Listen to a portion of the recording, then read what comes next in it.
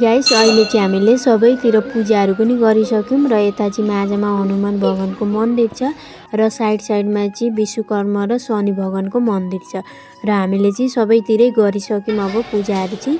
र यहाँ चाहिँ हेर्न सक्नुहुन्छ मन्दिरमा चाहिँ अब लाहे गर्दै मान्छेहरू पनि आउन थाल्नुभयो र अघि चाहिँ अब त्यसरी मान्छेहरू पनि कोही पनि हुनुहुन्न थियो र एक दुई जनै थियौँ।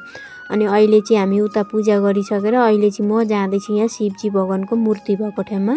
र पहिले एहेप आउँदाखेरि चाहिँ म यहाँनेर जान पाएको थिइनँ, त्यतिखेर चाहिँ बर्खाको टाइम थियो र पोखरीमा पनि पानी भर्ती थियो र त्यसको लागि चाहिँ यता जाने बाटै पुरा बन्द गरेर राखिदिएको थियो।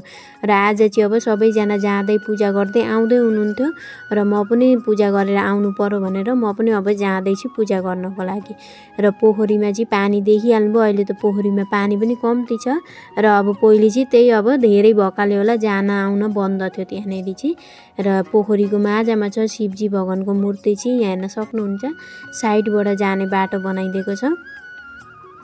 र गाइस यहाँनेरि चाहिँ नि बान्दर चाहिँ यति धेरै छ, यति धेरै बान्दरहरू हेर्न मन लागेको छ भने चाहिँ यो मन्दिरमा आउनुभयो भने बान्दर देख्न पाउनुहुन्छ सबैजनाले।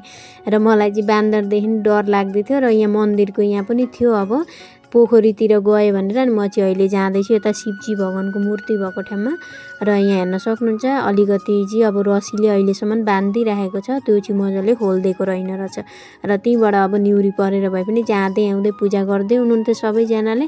अनि म पनि गएर चाहिँ यहाँ पूजा गर्न आँट्दैछु र पूजा गर्न त आँटेँ तर हावा चाहिँ यस्तो लागेको थियो कि दियो चाहिँ बल्नै दिएन र मैले चाहिँ अब धुपकाँटी बालेर यसो 3 फन्को घुमेर पूजा गर्दैछु।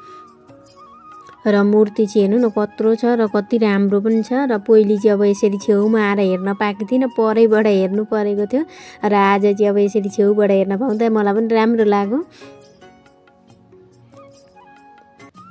अहिले चाहिँ मैले पूजाहरू पनि गरिसकेँ र यहाँ चाहिँ अब दियोहरू चाहिँ बल्न नदिने रहेछ, हावा चाहिँ फेरि उस्तै लागेको थियो। र यहाँ कसले दियो बालेको रहेछ, सबै प्लास्टिक एकै ठाउँ टाँसिएर प्लास्टिक नि पग्लिरहेको थियो र मैले चाहिँ त्यो निकाल्दै र धुपकाँटी मात्रै बालेर पूजा गरेर म चाहिँ अब निस्केँ यहाँबाट।